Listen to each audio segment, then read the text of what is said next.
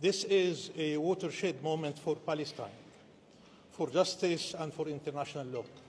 Israel's occupation has been declared unlawful by the World Court, which has stipulated that it must be terminated completely and as rapidly as possible.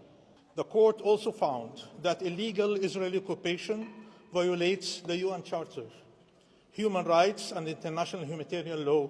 The court further unequivocally declared that all Israeli settlements in the occupied Palestinian territory are illegal and must be dismantled, and that all Israeli settlers must be evacuated.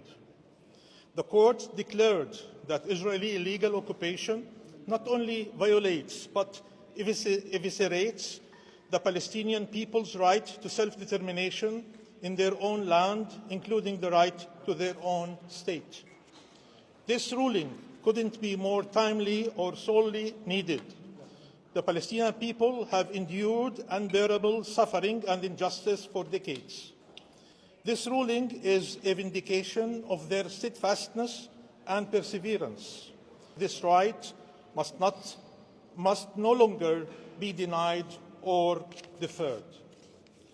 The court made clear that the Palestinian people are the only sovereign in the occupied Palestinian territory, including East Jerusalem, and that the international community is under an obligation not just to reaffirm the Palestinian people's right to self-determination, but to see to it that this right is implemented immediately.